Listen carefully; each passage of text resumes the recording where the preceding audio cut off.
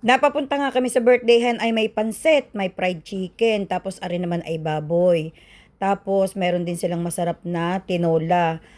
Ako'y Diyos ko po, ay ako'y ayos na sa pansit at saka sa fried chicken. Dahil ako'y nung isang araw pang naghahanap talaga ng pansit. Ay hindi naman ako makapagluto ko agad at busy nga. Ay di ka ako'y ayos na sa akin aring pansit at saka fried chicken. Dahil hindi naman masarap pagka ang kanin ay sinabawan mo ng tinola tapos ikaw ay may pansit. Dapat pag ang ulam may pansit, walang sabaw, walang kanin. Hindi kasama ko nga diyan si Rima at saka ang kapatid ko, pero ang kapatid ko ay malayo ang inuupuan.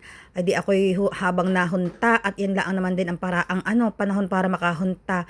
Bay ako'y ilang birthdayhan ang napupuntahan nitong buwan na ito. Ay may susunod pa yata, Diyos ko puro di mahigpit. Ay buhay na si kaulam sa pansit.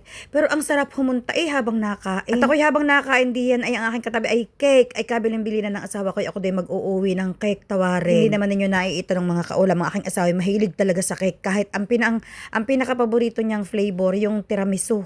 Yun talaga ang kanyang paboritong flavor ng cake. Ako'y kakain na at nang pagdating sa amin ay di tutulog na laang. Sobrang lapit naman ang camera ko. Wala naman ako mapagpatungan. Ay tawarin. Nga pala, bago ang lahat ay birthday ng Ma'am Abet, yung aking kaututang dila dito sa Dubai na sa lahat ng oras ay lagi kong kasama pagka may mga part-time. Laging kaming dalawa, basta ako may nahanap na part-time, isasama ko siya. Basta siya may nahanap na part-time, isasama niya ako. Kaya kami laging magkasama. Siya ay teacher din sa Laia sa amin at ang kanyang bahay ay malapit din doon sa amin.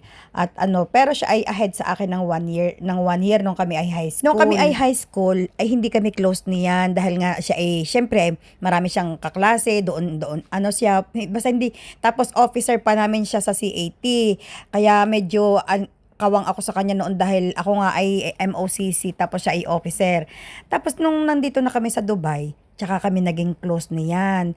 Tsaka kami parang laging yung parang napapag-usapan namin yung mga high school namin. Yan nga, lagi kaming, tsaka parehas kami ng ugali, parehas kaming prangka, parehas kaming yung walang iisipin kundi, may part-time ka, mag-part-time tayo, sayang ang oras, kailangan tayo may kita, ganyan.